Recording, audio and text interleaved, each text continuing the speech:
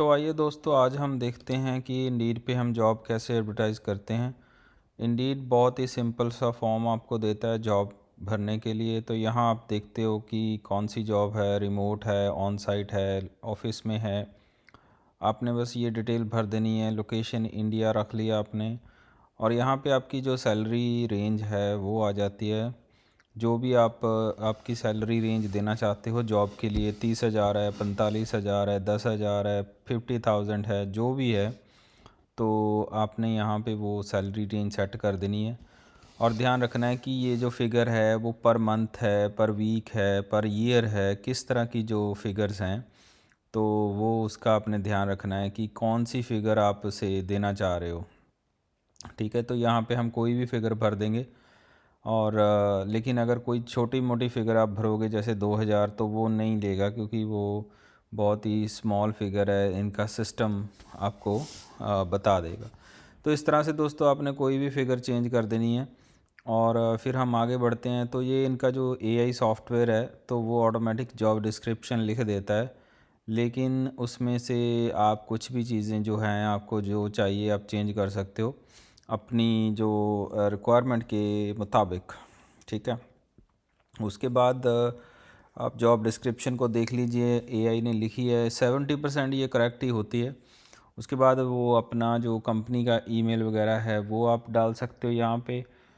और कुछ क्वेश्चन ये पूछेगा आपसे कि क्या चाहते हो कैंडिडेट से, कुछ पूछना है, कोई क्वेश्चंस हैं, तो इस तरह से आपको एक समरी दिखा देगा कि ये आपकी जो जॉब है इस तरह अपडेट हो गई है और ऐसी लग रही है फॉर्म में। ठीक है, तो अगर आप हैप्पी हो तो फिर हम ऐसे अगले स्टेप पे चले जाएंगे।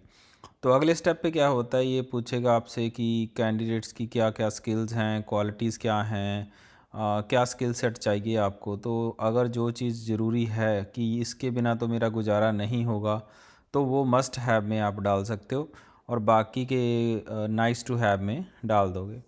और इसके बाद आप आगे चले जाओगे, फिर ये क्वेश्चन पूछेगा कि कितने साल का एक्सपीरियंस चाहिए।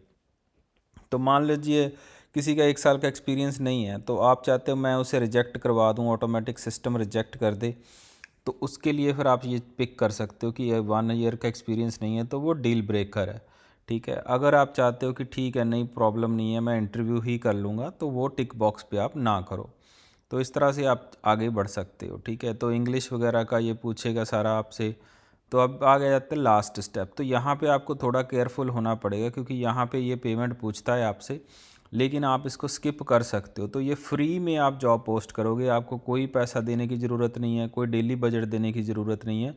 और इसी तरह आप स्किप ट्रायल कर दोगे और कंटिन्यू करोगे, और ये लास्ट पेज पे आपको ले आएगा कि अब यहाँ पे क्या होगा कि ये आपको कुछ कैंडिडेट दिखाएगा कि मैं सिस्टम ऐसा चूज़ करूँगा, आपको ये पसंद है, ये नहीं पसंद है। तो यहाँ पे आप पिक करोगे कि हाँ, मुझे ये डेटा एंट्री वाला कैंडिडेट करना है, एचआर का चाहिए, या कोई भी स्किल है आपकी, डेवलपमेंट है, सेल्स है।